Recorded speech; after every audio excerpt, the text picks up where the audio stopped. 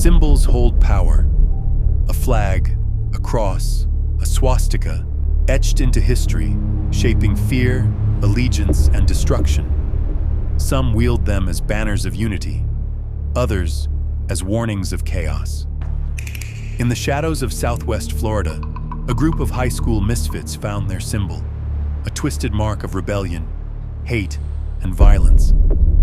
They called themselves the Lords of Chaos, not warriors, not revolutionaries, just children, armed with fire, bullets, and a sickness in their souls.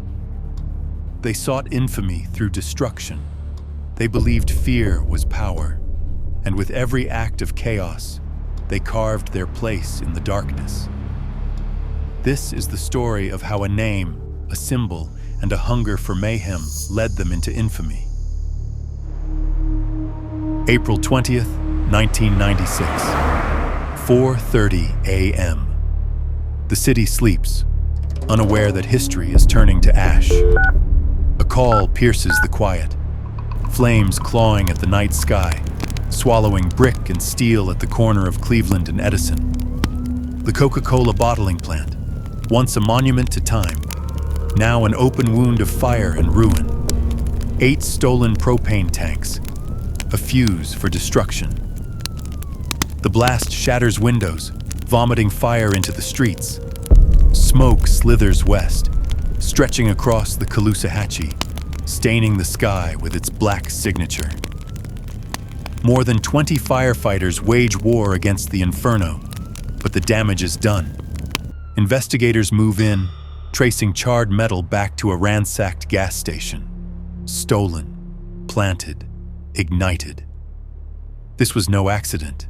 This was intent. And somewhere in the chaos, the architects of ruin sit in silence, watching from the shadows of a park. Their eyes reflect the flames, their faces untouched by fear or regret. They do not run. They do not hide. They admire. This was their masterpiece, and no one knew. The worst was yet to come. April 30th, 1996. Shots ring out in Pine Manor. Police arrive to a scene of horror. A man lying in his doorway, the right side of his face gone, erased by a blast at point-blank range. Another shot buried in his body as an afterthought. The weapon? A Mossberg pump shotgun, a brutal instrument of death, built to shred and destroy. At close range, survival is a miracle. Tonight, there were no miracles. The man on the ground was Mark Schwebes, a teacher, a mentor, a beloved figure at Riverdale High School. He spent years shaping young minds, guiding students with patience, kindness, and unwavering dedication. The kind of teacher who made a difference. The kind of teacher a community holds close. And now, he was gone. Not by chance, not by random cruelty, but by design. Hours earlier, Schwebes had spent the evening hosting an ice cream social for students and their families. A night of laughter, of community, of innocence. As the event wound down, he made one last sweep of the school. One final act of care. That's when he saw them. Kevin Foster, Peter Magnotti, Derek Shields, Chris Black, Chris Burnett, Thomas Tyrone. They weren't students finishing a late project. They weren't kids waiting for a ride home. They were carrying gas cans, igniters, a blueprint for destruction. Most of them ran when Schwebes confronted them, but he had seen enough. He'd be reporting them to the school resource officer in the morning. For any other group of kids, this would have been a close call. A lesson learned. But these weren't ordinary kids, and for Mark Schwebes, there would be no mourning. They made a vow, a promise of violence. That night, they carried it out. Mark Schwebes lay lifeless in his home, his murder carried out with precision. But for the self-proclaimed Lords of Chaos, death was not enough. They craved more destruction, more fear, more blood. Their grand finale was set, 1996 Riverdale Grad Bash at Disney World. A night meant for celebration would become a massacre. A final act of terror where they would target and kill black attendees, turning their twisted ideology into slaughter.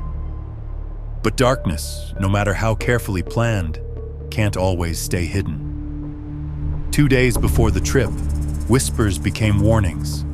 Fearful students came forward, and one name echoed through every confession: Kevin Foster.